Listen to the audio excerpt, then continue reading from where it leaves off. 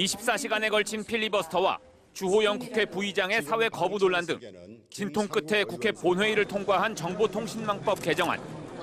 가결되었음을 선포합니다.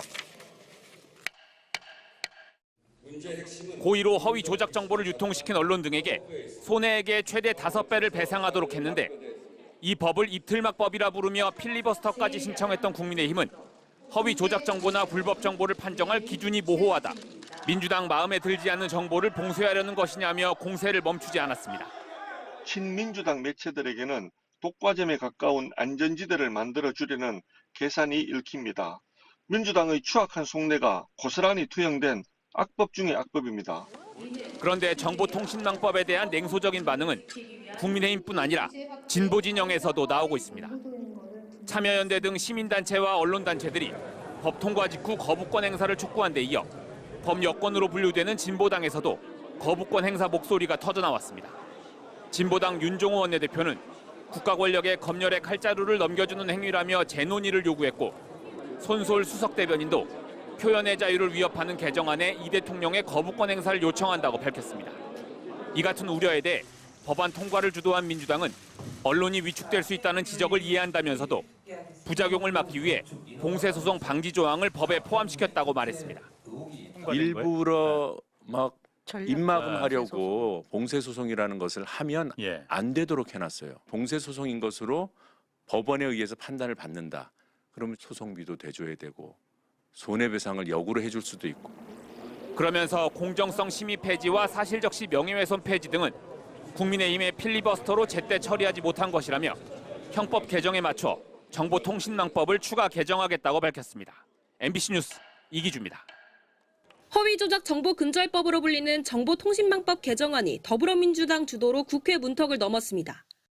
재석 177인 중 찬성 170인, 반대 3인, 기권 4인으로서 가결되었음을 선포합니다. 법안 상정 직후 국민의힘은 입틀막법이라며 필리버스터에 나섰고 이것이 검열이 아니면 무엇이겠습니까? 쉬쉬하며 결국 표현의 자유가 위축되는 그런 사회가 될 것입니다. 민주당은 언론의 책임을 강화하기 위한 것이라고 반박했습니다. 언론의 책무, 정보 유통자의 책무를 강화시키려고 오랫동안 설득해서 만들어낸 고의로 허위 조작 정보를 유통한 언론이나 유튜버 등에게 최대 5배까지 징벌적 손해배상을 할 수 있도록 하는 게 이 법안의 핵심입니다. 여기에 비방을 목적으로 사실을 적시해 명예를 훼손하며 3년 이하의 징역이나 3천만 원 이하의 벌금에 처하도록 했습니다. 하지만 이 법안에 대한 우려는 여전합니다. 허위 조작에 대한 모호한 정의로 규제 범위가 지나치게 넓고 이를 악용한 권력자들의 입막음 소송이 이어질 거라는 지적입니다.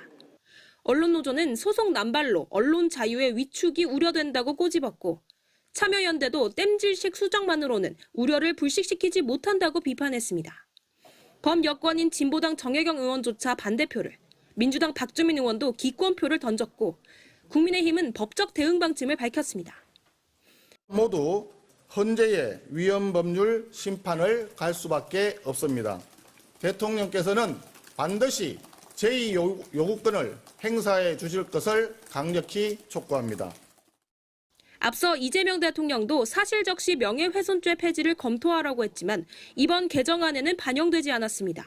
민주당은 해당 규정이 담긴 형법을 먼저 개정해 정보통신망법에 대한 추가 개정을 추진하겠다고 예고했습니다. MBC 뉴스 김세영입니다. 지난 18일 국회 법제사법위원회, 여야 의원들이 국회 과학기술정보방송통신위원회에서 넘어온 정보통신망법 개정안, 이른바 허위조작정보근절법에 대한 문제점을 지적합니다. 공공의 이익이라든지 부당한 이익이라 이런 불명확한 개념을 사용해가지고 들여온다는 것 자체가 이 법의 불순한 의도를 이미 알 수 있는 거죠. 여러 법에 산재해 있는 사실적시 명예훼손 규정을 가지고 이걸 어떻게 넣을 건지 뺄 건지, 그다음에 만약에 넣는다면 어떤 식으로 규정해야 될지를 좀 종합적으로 고려해야 되는 것 아닌가.